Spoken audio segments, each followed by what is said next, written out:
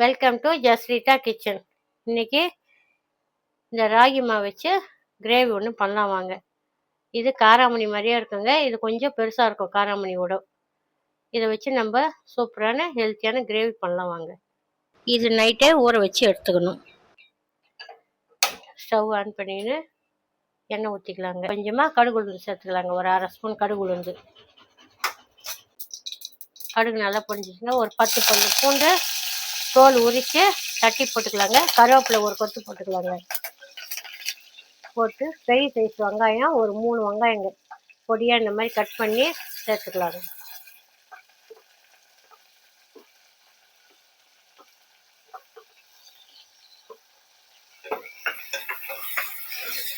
வெங்காயம் ஒரு பாதி வதங்கினதுமே ஒரு அரை ஸ்பூன் இஞ்சி பூண்டு பேஸ்ட்டு போட்டுக்கலாங்க.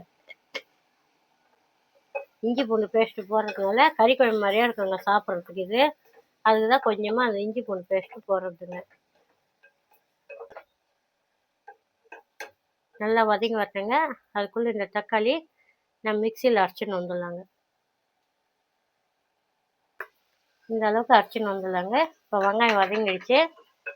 இதோடவே இந்த அரைச்ச தக்காளி சேர்த்துக்கலாங்க.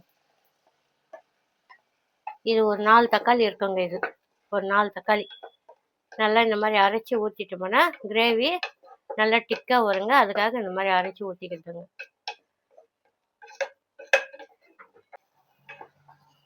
இப்போ நல்லா வதங்கி வந்துச்சுங்க தக்காளி. நம்ம காரத்துக்கு தேவையான அளவுக்கு குழம்பு மிளகாத்தூள் போட்டுக்கலாங்க. இல்லை தனியா மஞ்சள் மிளகாய் எல்லாமே நான் போட்டு இருக்குங்க. இது அடுத்த வீடியோவாக உங்களுக்கு மிளகா அரைக்கிறது எப்படின்னு, குழம்பு மிளகாத்தூள் அரைக்கிறது எப்படின்னு நான் காட்டுறேங்க. இப்போ 3 ஸ்பூன் போட்டு இருக்கிறேங்க.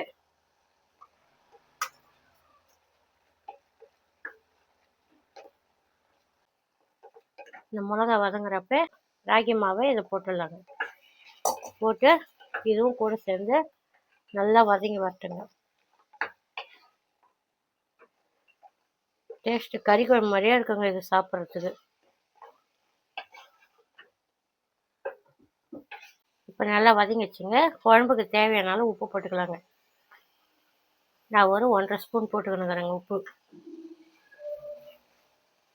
இப்போ 1 டம்ளர் தண்ணி போதுங்க.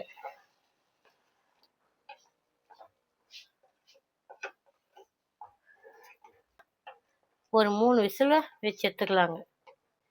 மூடி போட்டு ஒரு 3 விசில் வரட்டுங்க. விசில் அடங்கிச்சுங்க.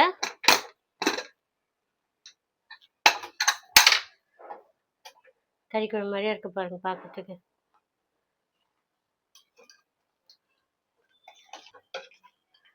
சாதத்தோடு சாப்பிட்லாம், சப்பாத்தியோடு சாப்பிட்லாம், இட்லியோடு சாப்பிட்லாங்க. இது எல்லாத்துக்குமே சைட் டிஷ்ஷு சூப்பராக இருக்குங்க. இது